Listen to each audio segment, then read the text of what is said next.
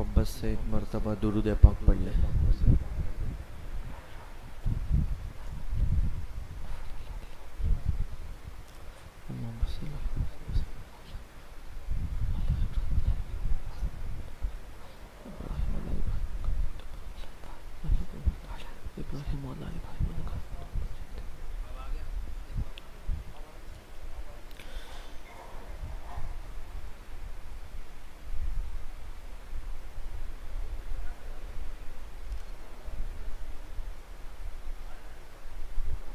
انتہائی خوبصورت کلام پیش کرنے لگا ہوں، محبت سے سماعت فرمائے گا۔ شاعر کیا کہتا ہے، آغاز کرتا ہوں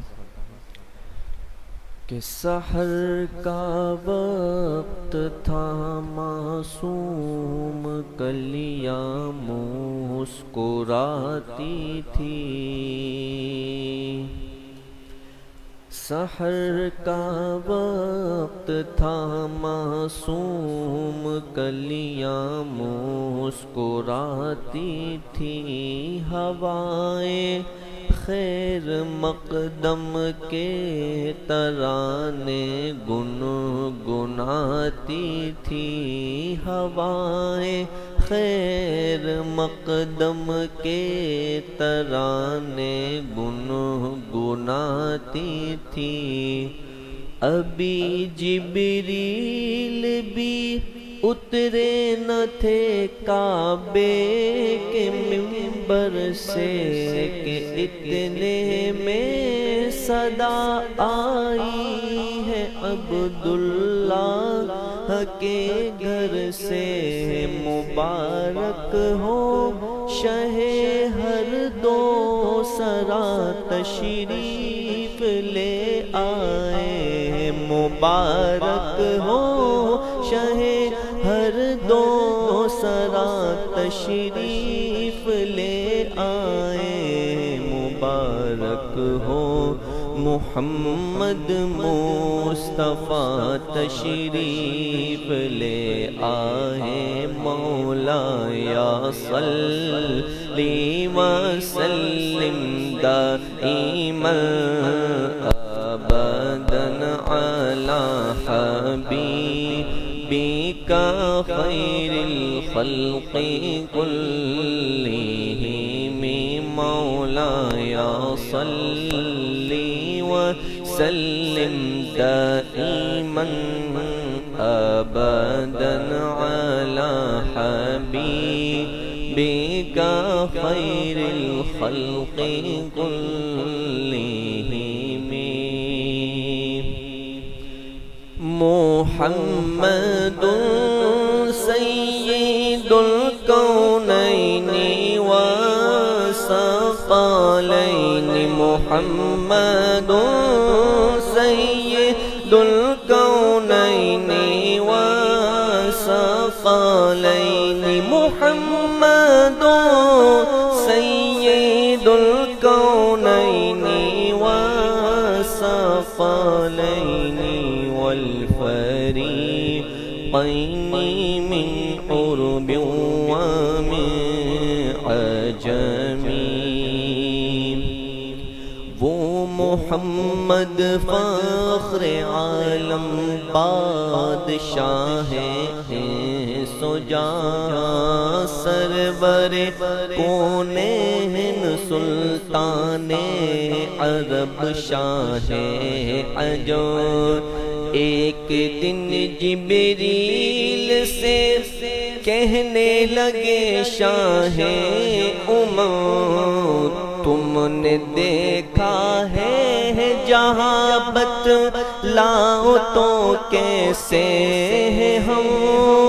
عرض کی جبریل نے، ہاں عرض کی جبریل نے، اے شاہدی اے محترم، آپ کا کوئی مماثل ہی نہیں، رب کی قسم نہ کوئی آپ جیسا تھا، نہ کوئی آپ جیسا ہے، نہ کوئی آپ جیسا تھا، نہ کوئی آپ جیسا ہے کوئی یوسف سے پوچھے مصطفیٰ کا حسن کیسا تھا زمین و آسمان میں کوئی بھی مثال نہ ملی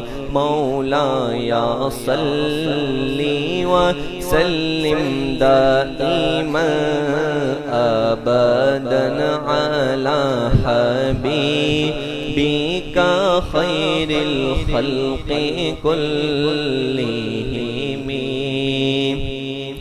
هو الحبیب الذی ترجى شفاعته هو الحبیب الذی ترجى شفاعته هو الحبیب الذی ترجى شفاعته لكل هول من الأهوال مقتحم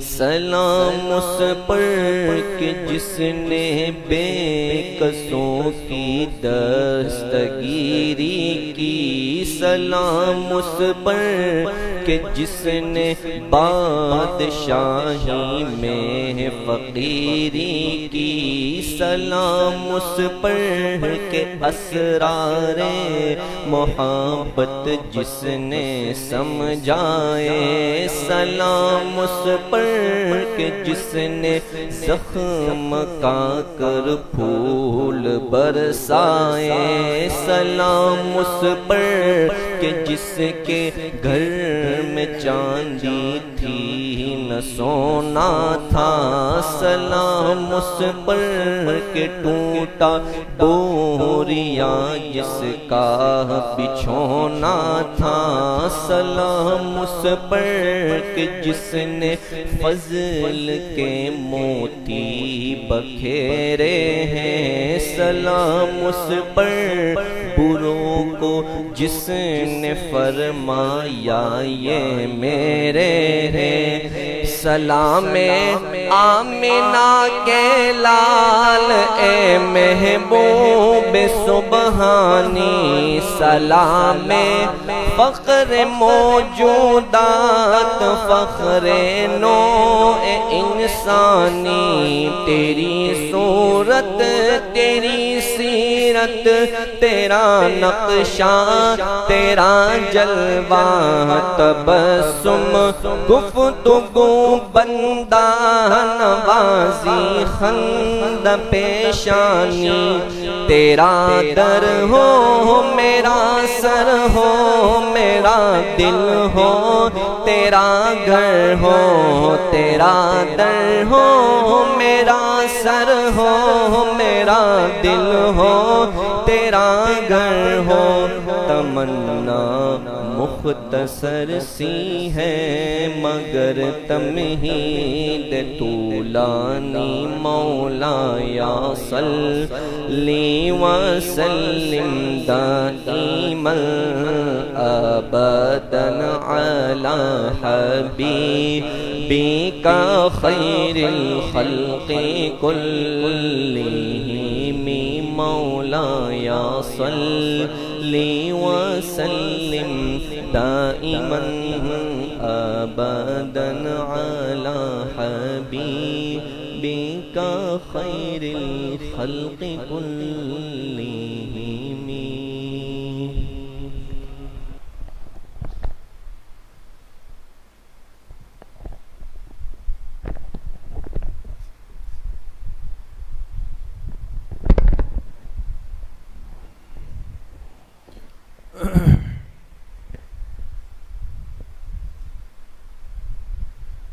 بسم اللہ الرحمن الرحیم الحمد للہ وکفا وسلام علی عبادہ الذین اصطفى خصوصاً علی سید الرسل وخاتم الانبیاء وعلی آلہ واصحابہ الاتقیاء اما بعد فاعوذ باللہ من الشیطان الرجیم بسم اللہ الرحمن الرحیم لقد من الله على المؤمنين إذ بعث فيهم رسولا وقال رسول الله صلى الله عليه وسلم أنا دعوة إبراهيم وبشارة عيسى ورؤيا أم إبراهيم وعلى آل إبراهيم إنك حميد مجيد۔ میرے انتہائی قابل قدر دوستوں، بھائیوں اور بزرگوں، ایک مسلمان کو جو نسبت ہے، تعلق ہے، محبت ہے، عقیدت ہے رحمت کائنات جناب رسول اللہ صلی اللہ علیہ وسلم کی ذات اقدس سے، اس کو الفاظ میں بیان نہیں کیا جا سکتا۔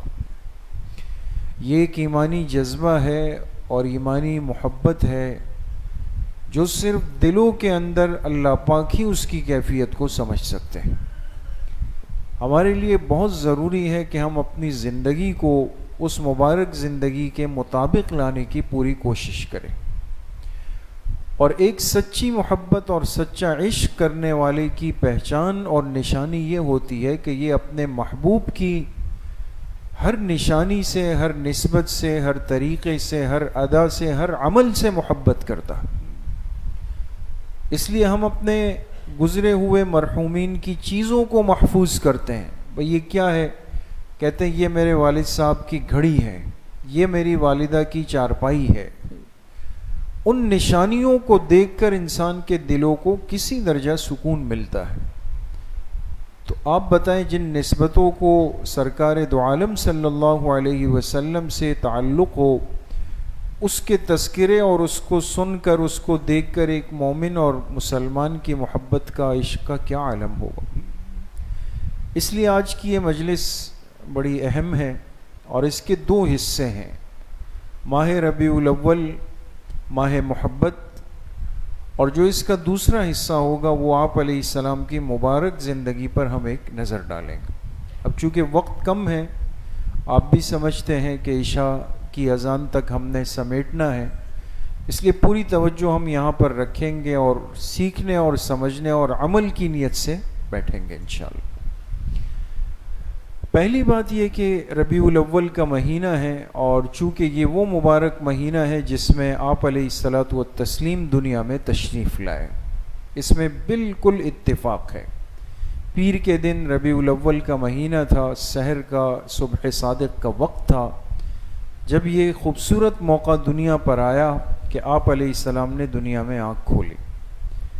پہلی بات ہم کریں گے کہ ربیع الاول کا معنی کیا ہے، اس مہینے کو ربیع الاول کیوں کہا جاتا ہے۔ ربیع عربی میں موسم بہار کو کہتے ہیں۔ آپ جانتے ہیں کہ بہار کے موسم میں کیا ہوتا ہے؟ ہریالی ہے، سبزہ ہے، پھول ہے، ہر چیز مہک جاتی ہے دوستو، کھل جاتی ہے، اور آپ کی آمد امت کے لیے ایک بہار ہے یقیناً، لیکن یہ بہار وقتی نہیں، ابدی ہے، ہمیشہ ہمیشہ کی ہے۔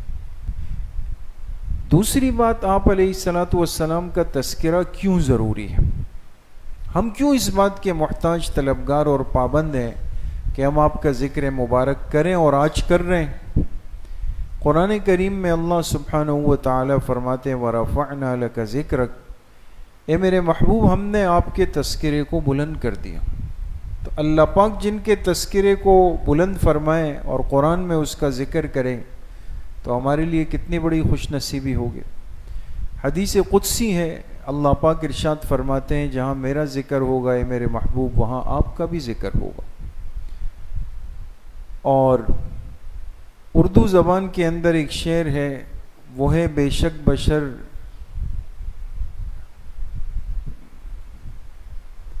لیکن تشہد میں، اذانوں میں، جہاں دیکھو خدا کے نام کے بعد ان کا نام آئے۔ ایسا ہی ہے نا دوست، جہاں اللہ پاک کی توحید کی گواہی دی جاتی ہے وہاں آپ علیہ الصلاۃ والسلام کی رسالت کا، نبوت کا تذکرہ ہوتا ہے۔ اور عربی زبان کا مقولہ ہے من احب شیئا اکثر ذکرہ، جو جس چیز سے جتنی محبت کرتا ہے اس کا ذکر اتنا زیادہ کرتا ہے۔ ہمیں یقیناً حضور علیہ الصلاۃ والسلام سے بے انتہا محبت ہے، عشق ہے۔ ہم اپنی اس زبان کو مبارک اور قیمتی بنائیں گے آپ کے ذکر مبارک سے۔ جی حضور علیہ السلام کی مبارک نسبت کا حق اور احترام. دیکھیں بہت غور کیجئے گا, کچھ چیزیں ایسی ہیں جو انسان سے ایک نسبت کا تعلق قائم کر دیتی ہے. دیکھیں یہ کرسی ہے نا, اس کرسی پر ایک اللہ والے آ کر اگر بیٹھ کے چلے جائیں, جیسے آج صبح ہمارے حضرت شیخ مرشد آئے تھے, وہ بیٹھ کے چلے گئے, تو اس کرسی کو ایک بزرگ سے اللہ والے سے نسبت ہو گئی, تو ہم اس کرسی کا بھی خیال کریں گے. جن جگہوں سے حضور علیہ السلام کو نسبت ہے یا جن جن چیزوں سے نسبت ہے وہ ہمارے لیے قابل احترام ہے. اس کی بے توقیری, بے اکرامی اور اس کا ہلکا تذکرہ مسلمان نہیں کر سکتا. تو وہ چند چیزیں ہم نے یہاں ذکر کی ہے کہ جن کو حضور علیہ السلام سے نسبت ہے. جی, آپ کی ولادت باسعادت, آپ دنیا میں تشریف لائے, آپ کی پیدائش کی بھی ایک نسبت ہے کہ آپ کہاں پر پیدا ہوئے. جی, آپ سب جانتے ہیں اور جاننا چاہیے کہ حضور علیہ السلام کی پیدائش کس جگہ ہوئی؟ مکہ مکرمہ میں. مکہ مکرمہ حضور علیہ السلام کا مولد ہے, آپ کی جائے پیدائش ہے. مکہ سے محبت کی بہت ساری وجوہات کے ساتھ ایک بڑی وجہ یہ ہے کہ یہاں آقا دو جہاں کی ولادت ہوئی. جی آگے, آپ کے اسم مبارک کی نسبت, آپ کے لیے جو نام تجویز کیا گیا اللہ پاک کی طرف سے آسمانوں پہ, وہ نام کیا تھا؟ محمد صلی اللہ علیہ وسلم. محمد کا معنی کیا ہے؟ کہ وہ ذات جس کی جتنی بھی تعریف کی جائے وہ ختم نہ ہو کبھی بھی. اور ایسا ہی ہے, کتنی زندگی کتنا زمانہ گزر گیا, آپ کی تعریف نظم میں, نثر میں, اشعار میں, الفاظ میں, مضامین میں, بیانات میں, ہر جگہ ہو رہی ہے, لیکن کوئی یہ نہیں کہہ سکا جی میں نے بات ختم کر دی اور حق ادا کر دی. جی, آپ کی مکان ولادت, جس جگہ جس ٹکڑے میں آپ پیدا ہوئے, جس گھر میں آپ کی ولادت ہوئی. جی, مکہ مکرمہ کے اندر آپ جانتے ہیں کہ صفا اور مروہ سے آپ باہر نکلیں گے تو وہ جگہ موجود ہے, آج بھی موجود ہے دوستو, اور اس پر مکۃ المکرمہ لکھا ہوا ہے. لوگ جانتے ہیں, جاتے ہیں, دیکھتے ہیں. اللہ سب کو حاضری نصیب فرمائے.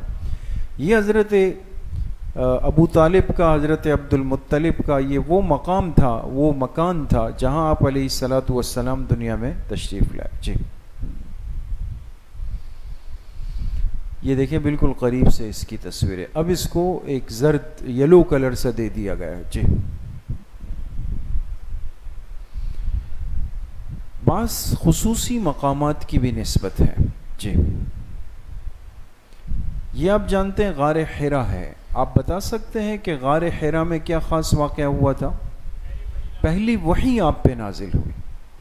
جب آپ کو نبوت ملنے کا وقت آیا تو آپ 6 مہینے پہلے سے جا کر غار حرا میں اکیلے جا کر تشریف فرما ہوتے اور اللہ پاک کی عبادت میں مشغول ہوتے.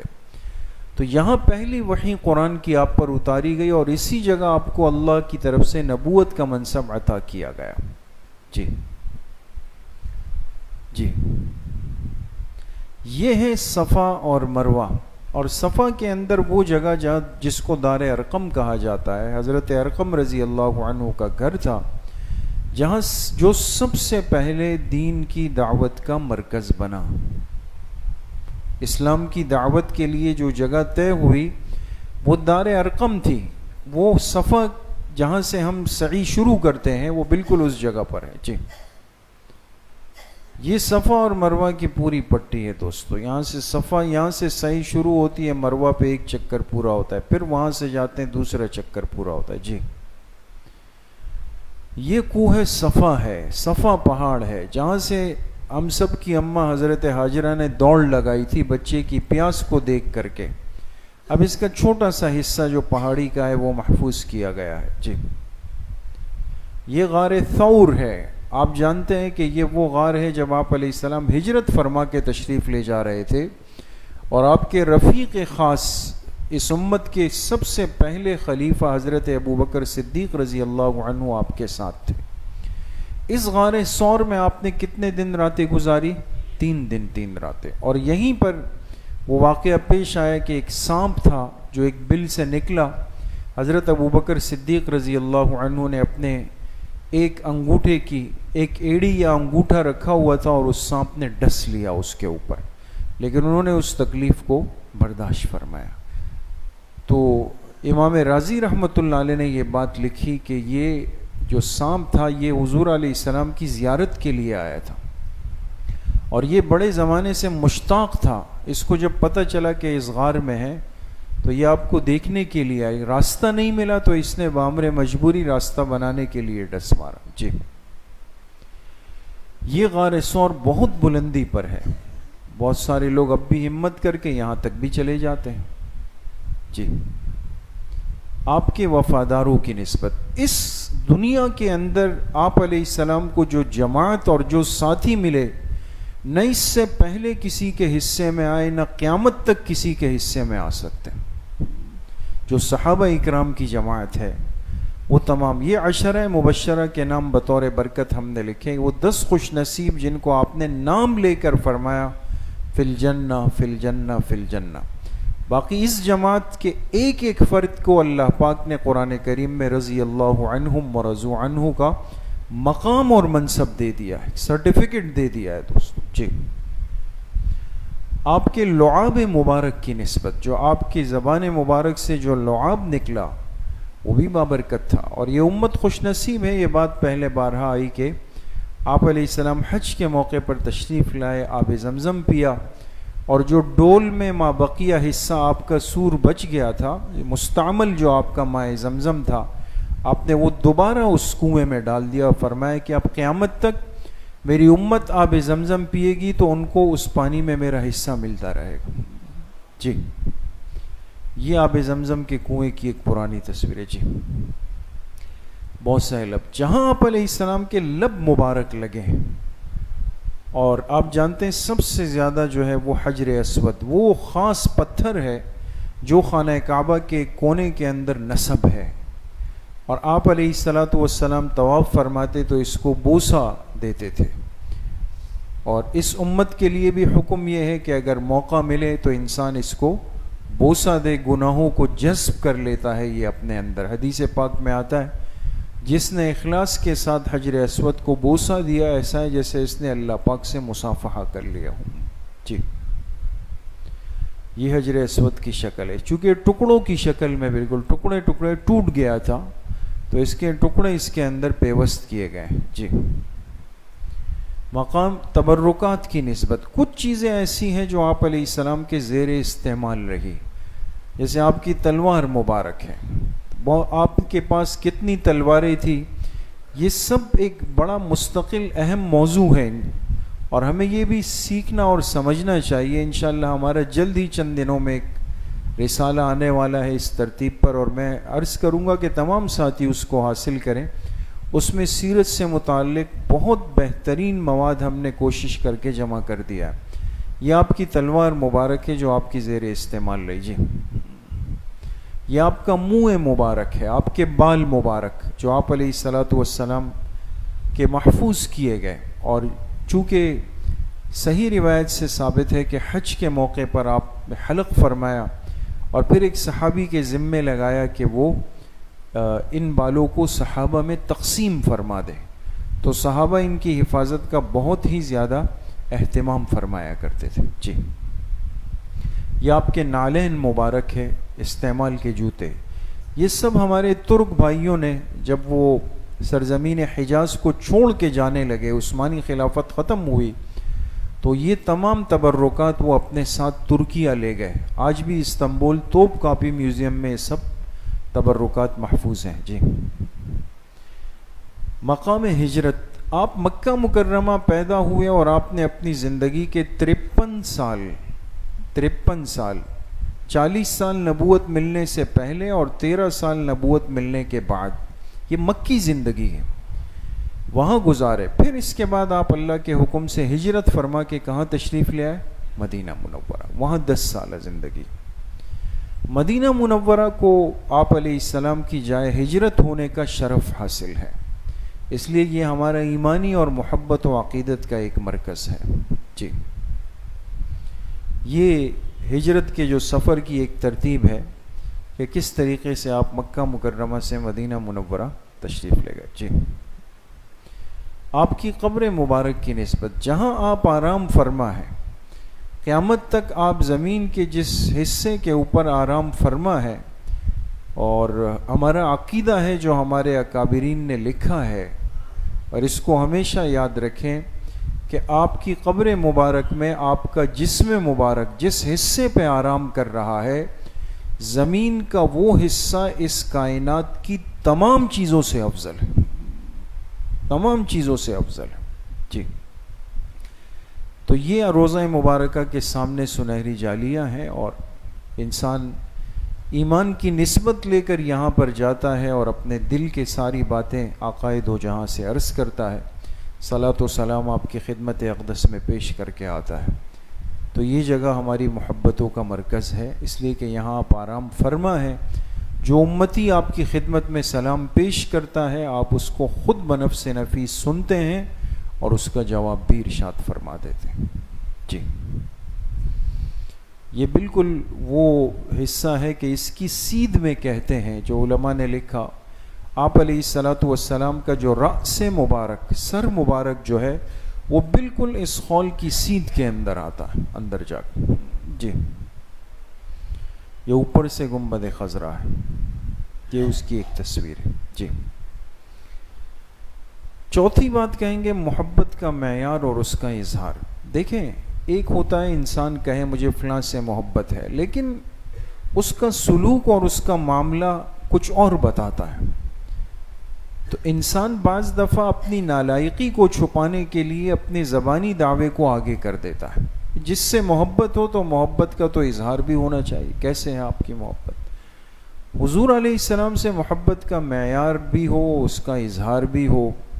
تو سب سے بڑا معیار کیا ہے دوستو؟ اطاعت. آپ علیہ الصلاۃ والسلام کی اتباع، آپ کی مان کر چلنا، آپ کے عمل جیسے عمل بنا کے اس کو کرنے کی کوشش کرنا. قرآن کریم میں اللہ پاک کا ارشاد ہے، قُلْ إِن كُنتُمْ تُحِبُّونَ اللَّهَ فَاتَّبِعُونِي يُحْبِبْكُمُ اللَّهُ. تم میری اتباع کرو، اللہ تم سے محبت فرمائے. اور عربی کا ایک شاعر کہتا ہے، لو کان حبک صادقا لأطعته ان المحب لمن يحب مطیع. اگر تیری محبت سچی ہے تو ضرور اپنے محبوب کی اطاعت کرے گا، اس لیے کہ محبت کرنے والا محبوب کی مان کر چلتا ہے. اب ہم آقائے دو جہاں کی مانے نہیں، ہماری زندگی، ہمارا رہن سہن، کردار، گفتار، سراپا، جسم، لباس، چہرہ، حلیہ، بول چال، سب چیزیں اپوزٹ ہو، برعکس ہو، اور میں کہوں نہیں جی میں تو عشق میں ڈوبا ہوا ہوں. تو اس لیے یہ دو رخی سی ہو جاتی ہے، دو رنگی. تو عزم کرنا ہے، اللہ پاک کے سامنے ارادہ کرنا ہے کہ ہم اپنی زندگی کو حقیقت میں حضور علیہ الصلاۃ والسلام جیسی زندگی کے مطابق بنانے کی کوشش کریں گے نا انشاءاللہ. جی پانچویں بات، اس مبارک مہینے میں کچھ ہماری ذمہ داریاں بنتی ہیں. دیکھیں ماہ ربیع الاول کو چونکہ خاص نسبت ہے، ورنہ ہماری زندگی کا تو ہر لمحہ حضور کی محبت کے ساتھ گزرتا ہے. ایسا تو نہیں ہے خدا نخواستہ کہ اس مہینے میں ہے یا 12 دنوں میں ہے یا ایک رات میں ہے پھر نہیں ہے. ہر لمحہ ہے، ہر وقت ہے، ہر آن اور ہر گھڑی ہے. لیکن بعض اوقات ایسے ہیں کہ کچھ جذبات تازہ ہو جاتے ہیں. ماہ ربیع الاول میں عشق رسول کا جذبہ تازہ ہو جاتا ہے. تو اس مہینے میں اب ہمیں اس جذبے کا اظہار کیسے کرنا ہے، اس میں ایسا کوئی عمل نہ ہو جائے کہ جس سے خدا نخواستہ اللہ پاک ناراض ہو جائے. اس لیے کہ وقت کے گزرنے کے ساتھ ساتھ ہم ماحول میں بہت ساری غلطیوں اور کوتاہیوں کو شامل کر چکے ہیں. کچھ ہمارے کرنے کے کام ہیں، کچھ ہمارے بچنے کے کام ہیں. کرنے کے کام کیا ہیں دوستو؟ 3 کام ہیں دوستو. کتنے ہیں دوستو؟ 3 کام ہیں. نمبر 1، وہ عمل جس سے آپ علیہ الصلاۃ والسلام کی آنکھیں ٹھنڈی ہو جائیں. اب میں کہوں کہ میں یہ کام اس لیے کر رہا ہوں کہ میری آنکھیں ٹھنڈی ہو رہی، اور ایک بندہ کہے میں اس لیے کر رہا ہوں کہ اس سے حضور علیہ السلام کی آنکھیں ٹھنڈی ہو رہی. ہم تو یہی کوشش کریں گے. تو اب وہ عمل کیا ہے جس سے ہمارے محبوب کی، اللہ کے محبوب کی آنکھیں ٹھنڈی ہو جائے؟ وہ عمل دوستو کون سا ہے؟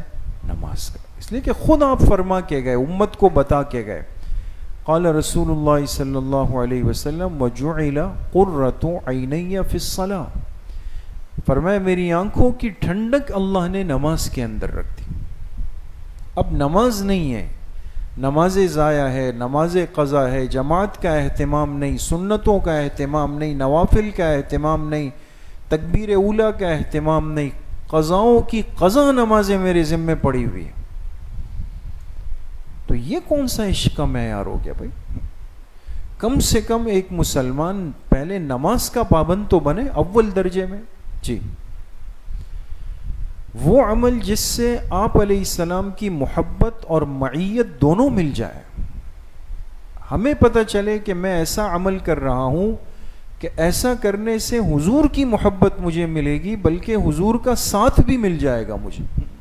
جی, وہ کیا چیز ہے؟ فرمایا اتباع سنت. کیا چیز ہے دوستوں؟ اتباع حضور علیہ السلام کے مبارک طریقوں کی, سنتوں کی اتباع کرنا. قال رسول اللہ صلی اللہ علیہ وسلم, آپ نے فرمایا من احب سنتی فقد احبنی, جس نے میری سنتوں سے محبت کی اس نے مجھ سے محبت کی. ومن احبنی کان معی فی الجنہ, اور جس نے مجھ سے محبت کی وہ جنت میں میرے ساتھ ہوگا. کتنا آسان الفاظ میں طریقہ بتا دیا.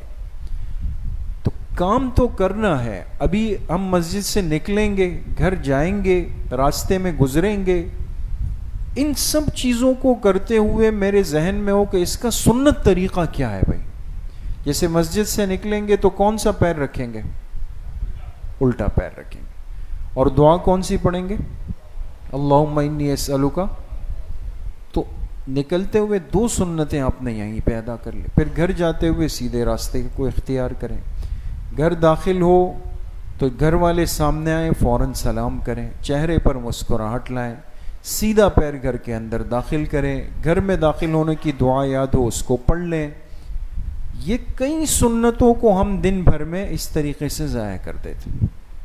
کوئی الگ چیز نہیں ہے کہ جس کے لیے ہمیں کوئی کورس, کوئی ڈپلومہ کرنا ہے, کوئی ڈگری لینی. کام ہے وہی ہے, رخ بدلنا ہے, تھوڑا سا سیکھنے کی اور توجہ کی ضرورت ہوگی.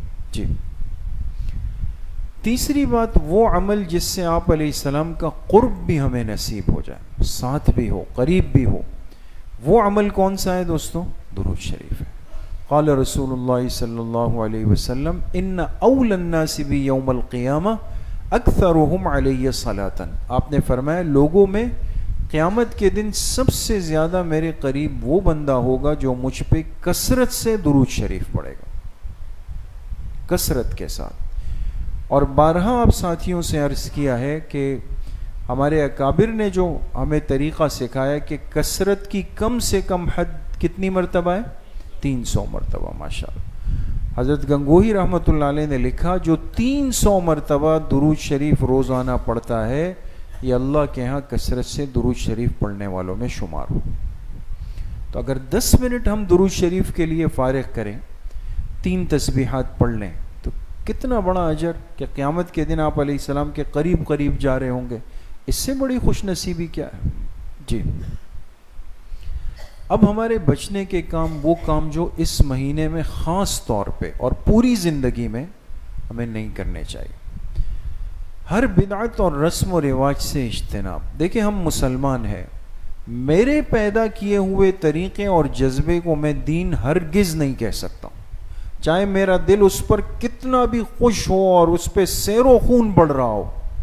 لیکن اگر وہ طریقہ میرا ہے, میرے جذبات سے پیدا ہوا ہے, وہ دین نہیں ہے, وہ سنت نہیں ہے, وہ حضور کی محبت اور عشق نہیں ہو سکتا. دوست ایسے تمام طور طریقوں سے اجتناب کریں گے. آپ علیہ السلام نے فرمایا جس نے میرے اس دین میں وہ چیز پیدا کی جو اس کا حصہ نہیں تھی فَهُوَ رَدٌّ, وہ چیز رد کر دی جائے گی اللہ کی طرف سے. اور دوسری روایت میں فرمایا تم میں سے کوئی اس وقت تک مومن نہیں ہو سکتا جب تک اس کی خواہشات تابع نہ بن جائے اس طریقے کے جو میں لے کر آیا ہوں. ہمیں حضور کے طریقے کے تابع بننا ہے, اپنی جذبات اور خواہشات کے نہیں. جی, ایذائے مسلم سے اجتناب کرے دوست. اب میں کہوں جی میں تو بہت خوش ہوں، میں تو اپنا عشق کا اظہار کر رہا ہوں، اور اس اظہار عشق کے اندر مسلمان کو تکلیف میں ڈال رہا ہوں. آپ علیہ السلام نے فرمایا حقیقی مسلمان وہ ہے جس کی زبان اور ہاتھ سے باقی مسلمان محفوظ. حقیقی مومن وہ ہے کہ باقی مومنوں کی جان اور مال اس سے محفوظ ہو جائے. آج ہم کتنے ایسے کام کر جاتے ہیں کہ جس سے ہمارے مسلمان بھائیوں کو تکلیف ہو جاتی ہے. کسی مسلک کے علماء آپ کو یہ فتویٰ نہیں دیں گے کہ بھئی آپ جا کے راستے بند کر دیجئے. کوئی بھی نہیں ہے اس طرح. آپ اتنی اونچی آواز میں ڈیگ اور اسپیکر بجائیں کہ پورا محلہ جو ہے اس سے گونج رہا ہو، سب کو تکلیف ہو رہی. نہیں، ٹھیک ہے، آپ اپنے معاملات کو اپنے حدود کے اندر کریں، آپ کو کوئی نہیں منع کرتا. خرابی اس وقت پیدا ہوتی ہے جب ہم اپنے حدود سے تجاوز کر جاتے ہیں. جی، پڑوسیوں کو تکلیف نہیں دینا یہ خاص حکم ہے حدیث مبارکہ کے اندر. آپ علیہ الصلوۃ والسلام نے فرمایا جی تم میں سے کوئی اس وقت تک مومن نہیں ہو سکتا جب تک اس کا پڑوسی اس کی تکلیفوں سے محفوظ نہ ہو جائے. پڑوس کا تو خاص خیال رکھنا ہے. جی، جھوٹ بولنے سے اجتناب. چونکہ آج ایک ماحول ہے ہر چیز میں جھوٹ، ہر چیز میں جھوٹ. پہلے لوگ صرف چیزیں خریدتے بیچتے، کاروبار کرتے، تجارت کرتے، لوگ کہتے رہے بھئی یہ 2 نمبری ہے، یہ ہے وہ ہے. اب تو دین کے معاملات میں بھی جھوٹ ہے. بس اپنی طرف سے ایک چیز بنا لیں گے اور نیچے لکھ لیں گے کہ حدیث، نیچے لکھ لیں گے بخاری شریف، نیچے لکھ لیں گے ترمذی شریف. اب کس نے جا کے تحقیق کرنی ہے کہ یہ حدیث کہاں لکھی ہوئی؟ جبکہ کتنا خطرناک ہے. آپ علیہ السلام نے فرمایا جس نے مجھ پہ جان بوجھ کر جھوٹ بولا اس کو چاہیے کہ اپنا ٹھکانہ جہنم کے اندر بنا لے. ہر حدیث کو، ہر بات کو آگے فارورڈ نہ کریں جذبات میں آ کے، تسلی رکھیں. جی، اسراف نہ کریں. وہ کام ہم نہ کریں کہ جس سے خدا نخواستہ ہم اسراف کے گناہ کے اندر آ جائے. منع کیا گیا. آپ علیہ الصلوۃ والسلام نے منع کیا کس کو؟ اسراف کو بھی اور دکھلاوے کو بھی، کہ ان چیزوں سے اپنے آپ کو بچائیں. جی، اور آخر میں بچنے کی اہم ترین چیز وہ کام نہ ہو جس سے امت میں انتشار، اختلاف، توڑ پیدا ہو جائے.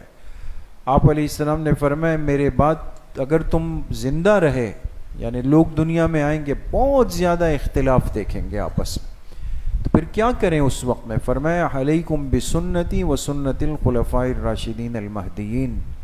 تم میرے طریقے کو اور میرے خلفائے راشدین کے طریقے کو جو ہدایت یافتہ ہے پکڑ لینا اور اس سے چمٹ جانا اور ان کو اپنے جبڑوں سے تھام لینا، مضبوط ہو جانا اس معاملے کے اندر. بات سمجھ گئے؟ تو اس لیے آج ہم قرآن اور سنت کے متبع بنے. جی، یہ تو ماہ ربیع الاول کی نسبت سے کچھ باتیں ہو گئی. اب دوسرا حصہ ہے سیرت طیبہ، یعنی آپ علیہ الصلوۃ والسلام کی حیات مبارکہ. جی، آپ کی پیدائش دنیا میں کب ہوئی؟ آپ دنیا میں تشریف لائے. دماغ کو حاضر رکھیں گے دوستوں. جب آپ دنیا میں تشریف لائے اس سال کو کیا کہا گیا؟ عام الفیل.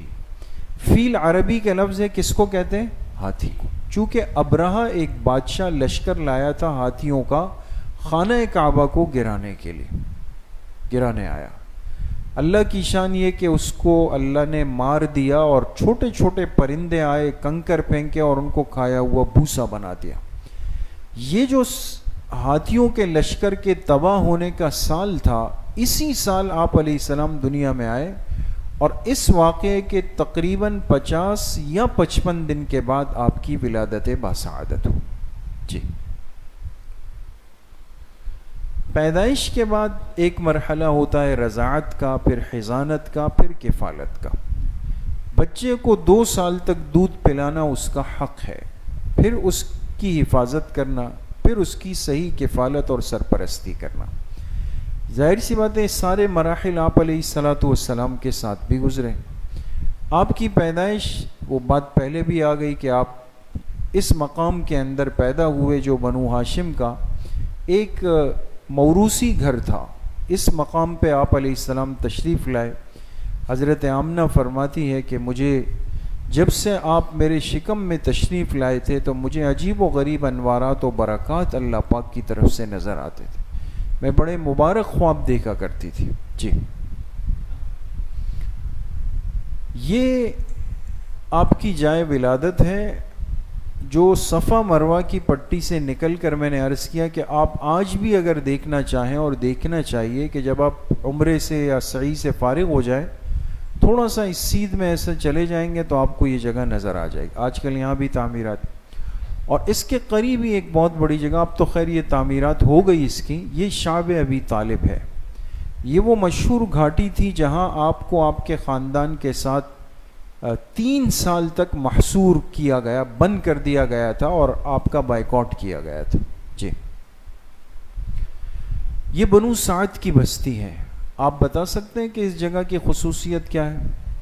یہاں آپ علیہ السلام نے حضرت حلیمہ سعدیہ جو آپ کی رضاعی والدہ تھی, دودھ پلانے کے لیے آپ کو ان کے حوالے کیا گیا تھا. جو عربوں کا ایک معمول تھا کہ گاؤں دیہات کی عورتیں مضبوط ہوتی ہیں, ان کے دودھ میں طاقت ہے, تو آپ کی رضاعی والدہ تھی. بنو سعد یہ طائف سے آگے جا کر ایک علاقہ ہے, اب کھول دیا گیا, ہم کئی دفعہ گئے, ہمارا جانا ہوا اور اس جگہ تک رسائی ہو جاتی ہے.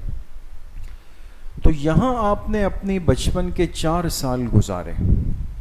کتنے سال دوستوں؟ 4 سال گزارے. اور حضرت حلیمہ سعدیہ آپ کی رضاعی والدہ بنی. آخر میں یہ مدینہ منورہ تشریف لائی اور ان کی قبر مبارک بھی بقیع کے اندر ہے, حضرت حلیمہ کی. جی یہ میدان بدر کے قریب جگہ ابوا, یہ وہ جگہ ہے دوستو جہاں آپ علیہ السلام کی والدہ ماجدہ حضرت آمنہ کی قبر ہے. آپ کی پیدائش کے بعد آپ 6 سال کے تھے, آپ اپنی والدہ کے ساتھ ننیال گئے, جیسے بچے جاتے ہیں. آپ کا ننیال مدینہ منورہ میں بنو زہرہ قبیلہ تھا. کچھ دن گزار کے آپ آ رہے تھے, ابوا کے مقام پر جب آپ پہنچے تو یہاں آپ کی والدہ کی طبیعت خراب ہو گئی. ان کی عمر اس وقت کتنی تھی؟ 18 سال. بیمار ہو گئی, طبیعت خراب ہو گئی.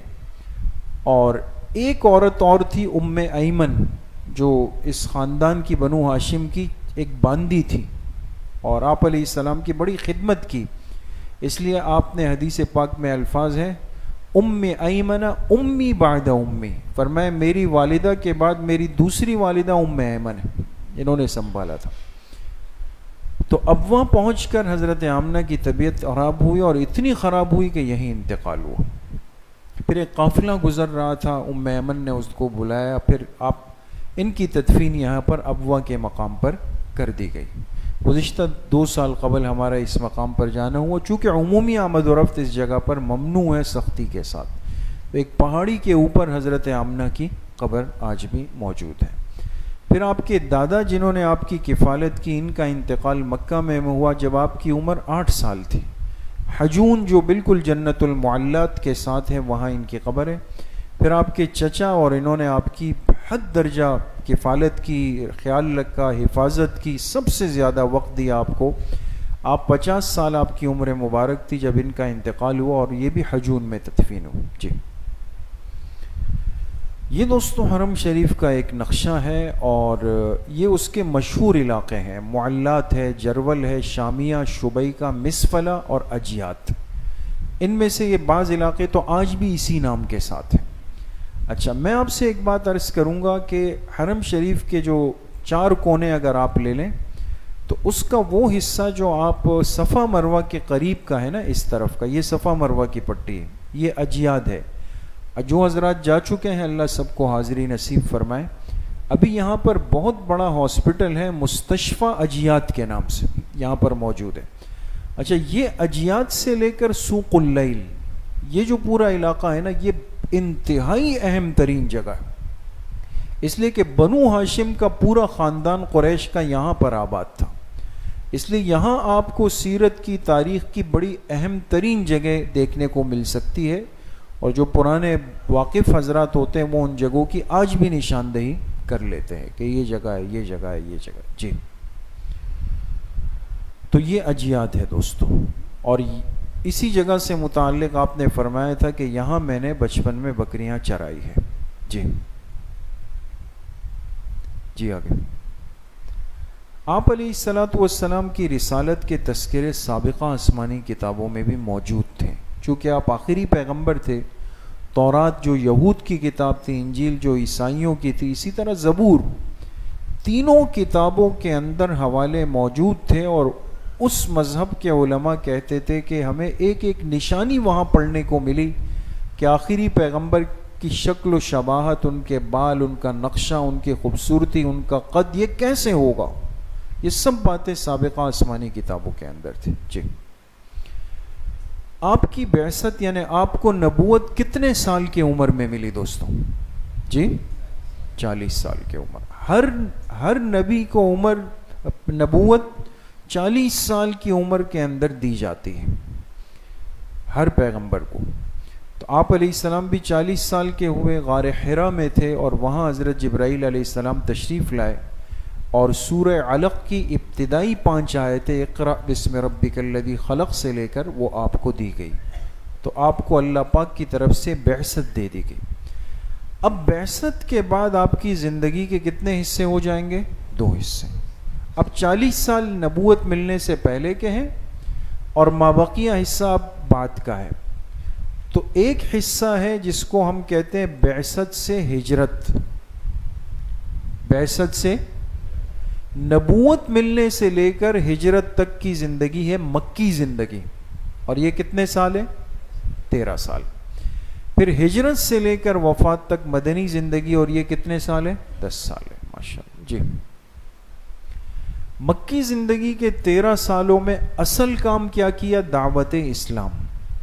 آپ سے اگر کوئی خلاصہ پوچھے نا، آگے کوئز پروگرام بھی آ رہا ہے، بچے اور نوجوان ساتھی دھیان رکھیں، 13 سالہ مکی زندگی کا اصل کام کیا تھا؟ تو آپ مختصر جواب کیا دیں گے؟ دعوت اسلام۔ جی، اب اس 13 سالہ زندگی کے دعوت کے 3 مرحلے ہیں۔ خفیہ دعوت مکہ کے اندر، اعلانیہ دعوت مکہ کے اندر، اعلانیہ دعوت مکہ سے باہر۔ شروع میں خفیہ دعوت مکے کے اندر 3 سال، پھر کھل کر دعوت مکہ میں 7 سال، پھر کھل کر دعوت مکہ سے باہر 3 سال۔ 3 اور 7 کتنے ہو گئے؟ 10۔ 10 اور 3 13۔ یہ پوری مکی زندگی کے دعوت کا انداز تھا۔ جی، ہجرت ہوئی حبشہ کی اس لیے کہ مکہ میں تکلیفیں، آزمائشیں بہت زیادہ بڑھ گئی۔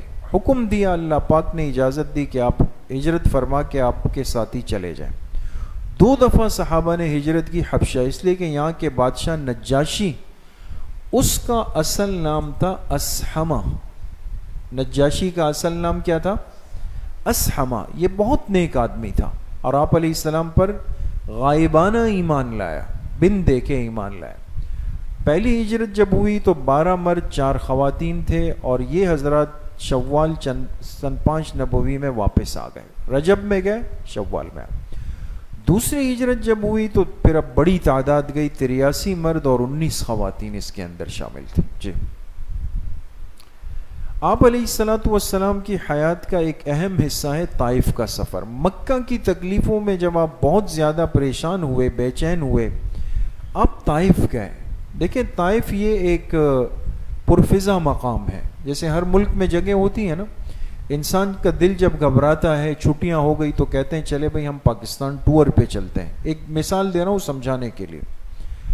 طائف آج بھی سعودی عرب کا پرفضا مقام ہے، یہاں پڑھے لکھے سمجھدار لوگ رہتے تھے۔ آپ کو محسوس ہوا کہ شاید یہاں کے لوگ کچھ سلجھے ہوئے ہوں، چلے وہاں چل کے ان سے بات کرتے ہیں۔ تو آپ حضرت زید ابن حارثہ کے ساتھ طائف تشریف لے گئے، لیکن طائف والوں نے جو ظلم کیا وہ پھر ناقابل بیان تھا۔ اس سفر سے واپسی پر آپ مکہ کے قریب تھے کہ جنات کی ایک جماعت آئی، اور انہوں نے آپ کی تلاوت سنی اور یہ بھی ایمان لے آئے۔ پھر اس کے بعد آپ علیہ السلام نے عرب کے قبائل میں جا کر اسلام کی دعوت شروع کر دی۔ جی، اور جب آپ مکہ آئے تو انہوں نے اور زیادہ تکلیفیں دی آپ کو، تو پھر اللہ پاک نے آپ علیہ السلام کو تسلی دینے کے لیے اپنے پاس 7 آسمانوں کے اوپر اور عالم بالا کے اندر آپ کو بلا لیا، جس کو سفر معراج کہا جاتا ہے۔ اس سفر کا ایک مرحلہ جو پہلا ہے وہ ہے اسراء، سبحان الذی اسرا بعبدہ، مکہ مکرمہ سے لے کر مسجد اقصی فلسطین تک کا سفر یہ اسرا کہلاتا ہے، یہ براق پہ ہوا ہے۔ پھر وہاں تمام انبیاء کی امامت کی، اور پھر دوسرا جو مرحلہ ہوا وہاں سے 7 آسمانوں کے اوپر، وہ معراج کہلاتا ہے۔ اب براق کی سواری تبدیل ہوئی اور ایک دوسری سواری آئی جس کو رفرف کہا جاتا ہے، سمجھ جی۔ معراج کب ہوئی؟ نبوت کے 11ویں سال، اسرا زمینی سفر، معراج آسمانی سفر کو جی۔ سفر معراج شروع ہوا، آپ کی چچزاد بہن ہے حضرت ام ہانی رضی اللہ عنہا، ان کا گھر تھا مسجد حرام میں۔ جاتے ہوئے اللہ تعالیٰ نے آپ کو اس سفر میں کچھ عجیب و غریب چیزیں دکھائی جس کو عالم امثال کے نمونے کہا جاتا ہے، اور اس سفر کے جو پہلے حصے کی انتہا تھی وہ تھی مسجد اقصی تھی جی، جس کو ہم کیا کہتے ہیں؟ قبلہ اول کہتے ہیں۔ بالآخر وہ وقت آیا کہ اسلام کی جو کرنیں اور اسلام کی دعوت کا پیغام وہ مدینہ منورہ کے اندر داخل ہو گیا جی۔ حضور علیہ الصلاۃ والسلام کو ہجرت کی اجازت ملی کہ آپ مکہ مکرمہ سے ہجرت فرما کے مدینہ منورہ آ جائیں۔ تو باقی جو احباب تھے ان کو آپ نے پہلے روانہ کیا، صحابہ پہلے گئے، آپ پیچھے رک گئے۔ ایک سمجھدار امیر جو ہوتا ہے وہ اپنے ساتھیوں کو پہلے محفوظ کرتا ہے، تو باقی حضرات پہلے گئے، آپ پیچھے رک گئے تھے جی۔ مکہ مکرمہ سے آپ کب نکلے دوستوں؟ شب جمعہ 1 ربیع الاول کو، یہ بھی یاد رکھیں، 1 ربیع الاول شب جمعہ آپ نے ہجرت فرمائی۔ چلتے چلتے غار ثور میں آئے اور 3 دن غار ثور میں راستے میں قیام کیا جی۔ یہ آپ دیکھ سکتے ہیں دوستو، یہ آپ کو بڑا ایک عبرت کا ایک سبق ہمیں ملتا ہے۔ دیکھیں مکہ سے سفر شروع ہوتا ہے اور یہ آ کے مدینہ منورہ پہ ختم ہو جاتا ہے۔ اب مکہ سے مدینے کا جو معروف راستہ ہے نا دوستو، یہ جو ریڈ راستہ ہے نا، ریڈ لکیر سرخ رنگ کی نظر آ رہی ہے دوستو، پیچھے والوں کو نظر آ رہی؟ یہ معروف راستہ ہے، لیکن آپ علیہ السلام کیسے گئے؟ یہاں سے بالکل اس کے الٹ ہو کر کے، کہیں کہیں جا کے راستہ ملتا ہے لیکن آپ اس کو حکمت کہا جاتا ہے۔ جب دشمن آپ کی تاک میں ہو تو یہ نہیں کہا جاتا کہ کون میرا کیا کر لے گا، یہ بڑی بات نہیں کرنی چاہیے۔ سنت سے ہمیں سبق ملتا ہے کہ اگر دشمن پریشان کر رہا ہو اور شاطر شیطان دشمن ہو، حکمت اور تدبر کے ساتھ اپنی حفاظت کا نظم بنائے جی۔ چلے آگے، چلے۔ اب مدینہ منورہ پہنچ گئے۔ آپ جانتے ہیں کہ مدینہ منورہ کی آبادی اب تو اندر ہی ہے مسجد قباء، لیکن یہ قباء مستقل ایک بستی تھی مدینہ منورہ سے پہلے۔ تو آپ مدینہ منورہ سے پہلے جو ہے وہ قباء میں داخل ہوئے۔ انصار بے چین، اطلاع ہو گئی تھی کہ آپ علیہ السلام تشریف لا رہے ہیں۔ وہ روزانہ ایک جگہ تھی، وہاں تک آ کے دیکھتے تھے، انتظار کر کے شام کو واپس چلے جاتے۔ بالآخر وہ گھڑی آ گئی اور 12 ربیع الاول پیر کا دن تھا جب آپ مدینہ منورہ کی حدود میں داخل ہوئے۔ لیکن آپ نے قباء کی بستی میں پہنچ کے وہاں قیام کیا اور وہاں ایک مسجد کی بنیاد رکھی جس کا نام ہے مسجد قباء ہے۔ تو ایک بات سمجھ لیں کہ مسجد نبوی سے بھی پہلے مسجد قباء کی بنیاد ہے، بات سمجھ گئے جی۔ پھر مسجد قباء کے قریب ایک مکان میں 3 دن گزار کے آپ مدینہ منورہ کے اندر داخل ہو گئے جی۔ جمعے کا دن تھا، 16 ربیع الاول تھی۔ انصار بھرپور استقبال کیا آپ کی آمد کا، اور چھوٹی چھوٹی بچیاں تھیں جو بنو نجار قبیلہ تھا، آپ کا ننیال بھی تھا، ان بچیوں نے آپ کی خوشی میں استقبالیہ ایک ترانہ پڑھا، اشعار پڑھے انہوں نے۔ آپ جس اونٹنی پر سوار تھے، ہر شخص کی خواہش تھی کہ آپ میرے ہاں آ جائیں، میرے ہاں آ جائیں، میرے ہاں آ جائیں۔ آپ نے فرمایا میری اونٹنی کو چھوڑ دو، اللہ کے حکم سے یہ جہاں جا کر بیٹھ جائے گی میں وہیں رکوں گا۔ جاتے جاتے ایک صحابی حضرت ابو ایوب انصاری رضی اللہ عنہ آپ کی اونٹنی جا کر اس مکان کے دروازے پہ بیٹھ گئے، وہاں آپ نے قیام فرمایا. پھر آپ کے پیچھے آپ کے اہل خانہ کی آمد ہوئی. ازواج مطہرات مکہ میں تھے، ان کو بحفاظت مدینہ منورہ کچھ صحابہ کے ذمے تھا، وہ لے کر آ گئے. جی اب وہ انصاری بچیوں نے جو اشعار پڑھے تھے، مشہور اشعار ہے، طلب البدر علینا من ثنیات الوداع وجب الشکر علینا ما دعا للہ داعی ایها المبعوث فینا جئت بالامر المطاع جئت شرفت المدینہ مرحبا یا خیر داعی. جی مدنی دور کل مدت کتنے سال؟ 10 سال. اور ان 10 سالوں میں آپ نے اصل کام کیا کیا؟ اسلامی ریاست کی تاسیس. تاسیس کہتے ہیں بنیاد کو. اب میں آپ سے پوچھتا ہوں، تھوڑی دیر پہلے بات گزری کہ مکی زندگی کے 13 سالوں میں اصل کام کیا کیا؟ ماشاءاللہ، یہ تو کوئز پروگرام میں ایک انعام ہے دوستوں، تو ایک انعام ملے گا. اور اگر سوال ہو جائے کہ بھئی 10 سالوں میں مدنی دور میں کیا کیا، تو آپ کہیں گے اسلامی ریاست کی تأسیس یا بنیاد. جی مدنی دور کے 10 سال بھی 3 مرحلوں میں ہے. پہلے مرحلے میں خطرات اور ان کا مقابلہ، دوسرے مرحلے میں فتح کی ابتدا اور آثار، تیسرا مرحلہ فتح کی تکمیل اور آثار. جی غزوہ بدر رمضان سن 2 ہجری کے اندر پیش آیا، جو اسلامی تاریخ کا پہلا معرکہ تھا.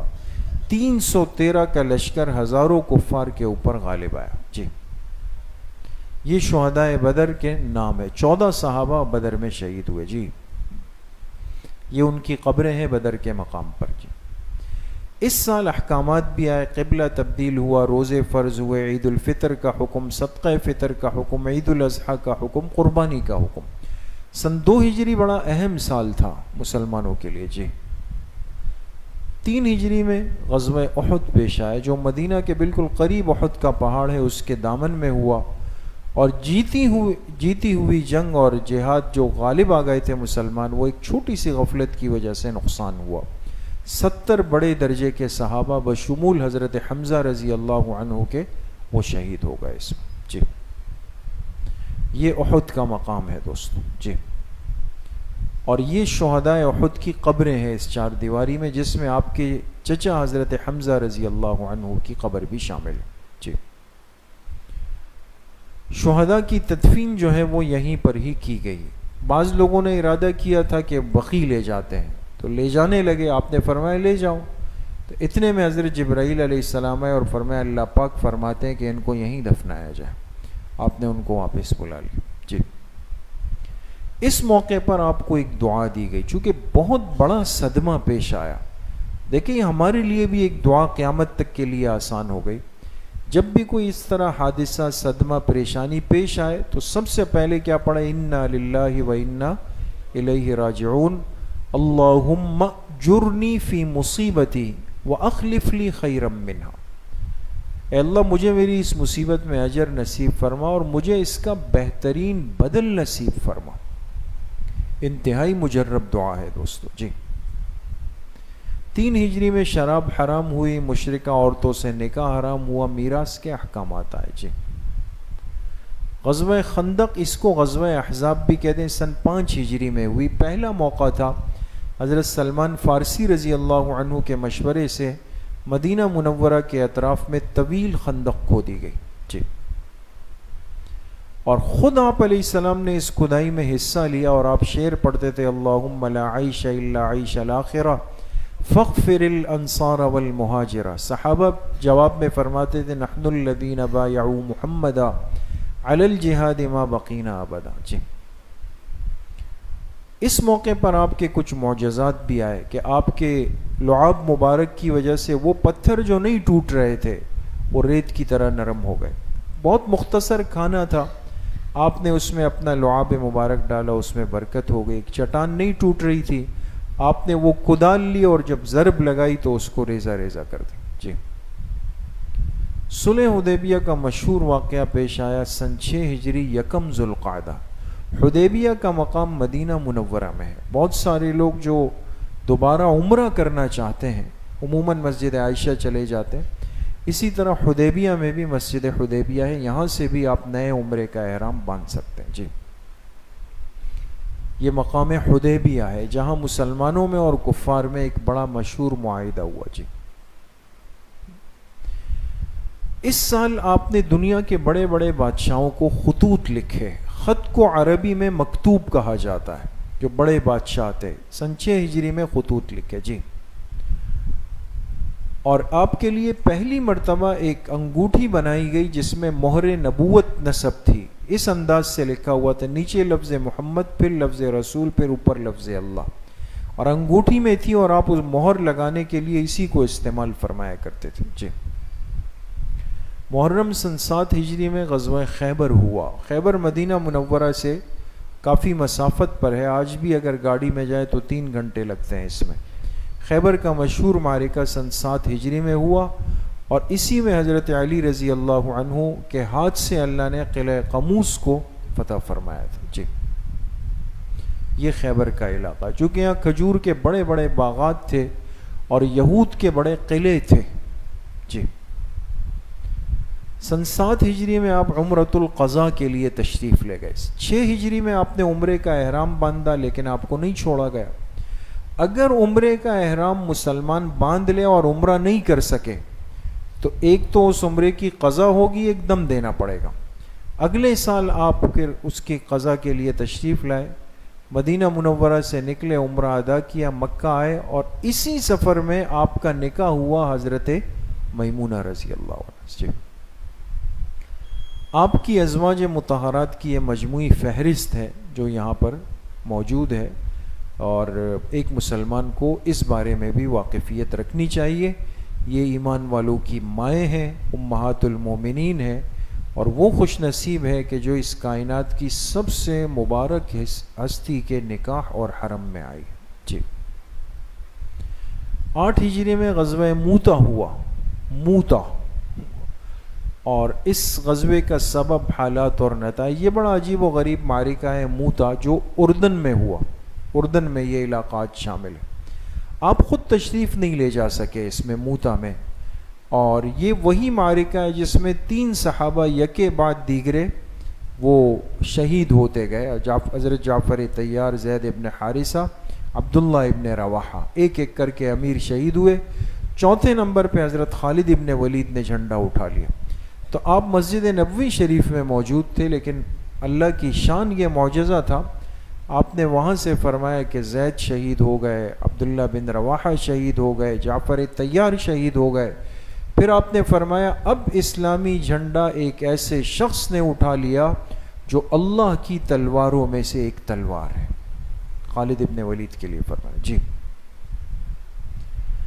یہ موتا کا میدان ہے. جی آپ مسجد نبوی کے ممبر پر تھے اور یہاں سے موتا کے سارے احوال بتا رہے تھے. جی یہ ان صحابہ کی قبریں ہیں جو 3 امیر یہاں پر شہید ہو گئے تھے. جی 8 ہجری میں مکہ فتح ہوا. جس مکہ سے آپ تکلیفوں کے ساتھ نکالے گئے، اللہ کی شان، یہ اللہ کا ضابطہ ہے کہ ہر چیز اپنے اصل کی طرف ایک دن لوٹ کر ضرور جاتی ہے. ظلم کی عمر زیادہ نہیں ہے دوستو.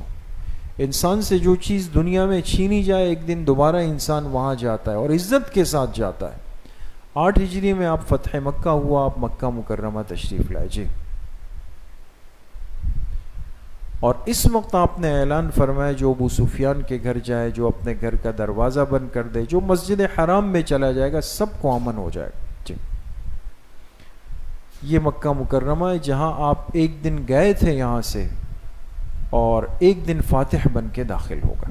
جی یہ شعب ابی طالب کالا عمامہ پہنا ہوا اونٹنی پر تشریف فرما تھے. اسامہ ابن زید کو اپنے ساتھ سواری پر بٹھایا. بیت اللہ شریف کے دروازوں میں آج بھی باب الفتح ایک دروازہ ہے، اس سے آپ مسجد حرام میں داخل ہوئے. جی چلیں جلدی. اب فتح مکہ کے بعد پھر کیا ہوا؟ جی سن 9 ہجری میں صدقات کا نظام آیا. سن 9 ہجری میں غزوہ تبوک ہوا. جی حجۃ الوداع جو آپ کی زندگی کا اکلوتا ایک حج ہے، وہ سن 10 ہجری میں آپ نے فرمایا. جی آگے چلیں. حج کے بعد 13 ذی الحجہ کو آپ مکہ سے نکلیں اور 14 کو آپ نے مکہ سے روانگی فرما دی. جی مدینہ منورہ آپ کی واپسی ہو گئی حج سے. اب آپ علیہ السلام کا سفر آخرت تھا, دنیا سے تشریف لے جانے کا وقت آیا. جی کل کتنے دن آپ بیمار رہے دوستوں؟ 13 دن.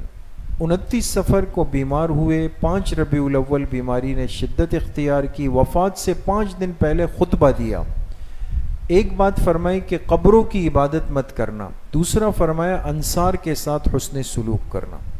وفات سے 4 دن پہلے آپ نے وصیت فرمائی کہ مشرکین کو جزیرۃ العرب سے نکال دینا, میرے بعد جو وفود مہمان آئیں گے ان کا خوب خیال رکھنا, عزت دینا. اور تیسرا فرمایا قرآن سے اپنے تعلق کو مضبوط کرنا. جی جب آپ کی روح مبارک آپ کے جسم مبارک سے پرواز فرما رہی تھی, آپ کے آخری الفاظ جو زبان مبارک پر تھے الصلاۃ وما ملکت ایمانکم, دوگو نماز کا خیال رکھنا, اپنے ماتحتوں کا خیال رکھنا, اور اللہم بالرفیق الاعلی, کہ میں رفیق اعلیٰ سے ملاقات کرنا چاہتا ہوں. جی آخری نماز مغرب کی تھی, جمعرات 9 ربیع الاول 11 ہجری, آپ نے آخری نماز جو پڑھی. وفات سے 2 دن پہلے حضرت ابوبکر صدیق رضی اللہ عنہ کے ساتھ ظہر کی نماز میں شریک ہوئے. 1 دن پہلے اپنے تمام غلاموں کو آزاد کیا اور 7 دینار آپ کے پاس تھے وہ تقسیم کر دیے. وفات جو بالکل آخری دن تھا, فجر کی نماز میں امت کو اپنے حجرہ مبارکہ سے دیکھا پردہ ہٹا کے اور مسکرائے, پھر پردہ گرا دیا. صحابہ فرماتے اس کے بعد پھر آپ نے باہر نہیں دیکھا. جی یہ مسجد نبوی کا نقشہ ہے. حضرت عائشہ رضی اللہ عنہ کا حجرہ, چونکہ انتقال جہاں نبی کا ہوتا ہے وہیں قبر بنتی ہے, تو اسی جگہ آپ علیہ السلام کی قبر مبارک بنائے گے. جی 12 ربیع الاول بروز پیر آپ کا انتقال ہوا. غسل دینے والے حضرات کون تھے؟ چونکہ خاندان کا حق ہوتا ہے. حضرت عباس آپ کے چچا, حضرت علی, حضرت فضل, حضرت قسم, یہ 3 چچزاد بھائی. اسامہ ابن زید آپ کے مبولے بیٹے کے بیٹے ہیں. شقران یہ آپ کے غلام تھے. اوس ابن خولی انصاری رضی اللہ عنہ. 3 یمنی کپڑوں میں آپ کو کفن دیا گیا. جی نماز جنازہ بروز منگل 13 ربیع الاول کو ہوئی. حضرت عائشہ رضی اللہ عنہ کے حجرہ میں آپ علیہ السلام کا جسم مبارک رکھا گیا. انفرادی طور پر لوگ آتے تھے اور ترتیب کے ساتھ نماز جنازہ پڑھ کے باہر نکل جاتے.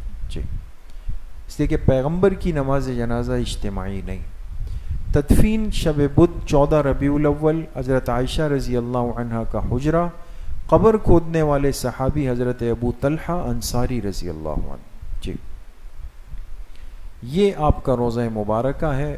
پھر آپ کے بعد خلیفہ اول, خلیفہ بلا فصل حضرت ابوبکر صدیق رضی اللہ عنہ کی قبر مبارک. ان کے برابر میں اس امت کے دوسرے خلیفہ حضرت عمر ابن خطاب رضی اللہ عنہ. اس لیے جب بندہ صلاۃ و سلام پڑھتا ہے, پہلے آپ کی خدمت اقدس میں, پھر حضرت ابوبکر صدیق, پھر حضرت عمر رضی اللہ. جی جی جی انشاءاللہ العظیم یہ کلاس مکمل ہو گئی. امید ہے کم وقت میں انشاءاللہ کچھ باتیں سمجھ آئی ہوں گی. اللہ پاک ہمیں رحمت کائنات صلی اللہ علیہ وسلم کا صحیح اور سچا عشق اور محبت نصیب فرمائے. پوری زندگی اتباع سنت کے مطابق گزارنے کی توفیق اللہ ہم سب کو نصیب فرمائے. بدعات سے, رسومات سے, خرافات سے, کسی کو تکلیف دینے سے اللہ ہم سب کی حفاظت فرمائے. آخر میں 1 منٹ کی بات بس عرض کروں گا کہ یہ کوئز پروگرام ہر سال ہوتا ہے, احباب جانتے ہیں. یہ سوال و جواب کا, جیسے میں نے ابھی بھی آپ کو اشارات دی, اس کا مقصد تربیت ہے دوستو. دین کو سیکھنے کا سب سے آسان طریقہ سوال و جواب ہے. ذہن میں وہ بات بیٹھ جاتی ہے, خاص طور پہ اپنے بچوں کو, نوجوانوں کو سکھانا. آنے والی اتوار دیکھیں 23 اگست بروز اتوار بعد نماز عشاء, آئندہ اتوار کو ہمارا کوئز پروگرام ہوگا اور بچوں کی رجسٹریشن کرائیں. میری تمام ساتھیوں سے درخواست ہوگی, داخلے شروع ہیں 14 اگست سے 19 اگست تک داخلے ہوں گے. سامنے فاؤنڈیشن آفس میں ابھی آپ نماز کے بعد نکلیں گے تو ساتھی ابھی بھی بیٹھے ہوں گے فارم لے کر. جن بچوں کی رجسٹریشن نہیں ہوئی ان کے والدین ان کی رجسٹریشن کروا دے. 7 سال سے لے کر 15 سال. کتنی؟ 7. 60 نہیں کہہ رہا ہوں, 7 سے لے کر 15 سال تک کے جو بچے نوجوان ہیں ان کے فارم کی رجسٹریشن کرائیں. بچیوں کے لیے بنات کے مدرسے میں کل اشتہار میں ترتیب اور وقت لکھا ہوا ہے, اس ترتیب سے کرائیں. کارڈ وصول کریں اور انشاءاللہ اس دن ہم پوری ترتیب کے ساتھ یہ پروگرام کریں گے. بہت کچھ سیکھنے سکھانے کا اس موقع پر ہمیں اللہ پاک موقع دے دیتے ہیں. تو آپ تمام احباب سے درخواست ہے کہ اس حوالے سے خوب فکر کریں, بچوں کو, اپنے بچوں کو بھی تیار کریں, جہاں تک آپ تعلق رکھتے ہیں ان پر بھی خوب محنت کریں. انشاءاللہ آئندہ اتوار بعد نماز عشاء آپ کے منتظر ہوں گے اور یہ خوبصورت مجلس انشاءاللہ اللہ کے حکم سے منعقد ہوگی. اللہ پاک ہم سب کو صحیح عمل کی توفیق نصیب فرمائے. الحمدللہ رب العالمین والصلاۃ والسلام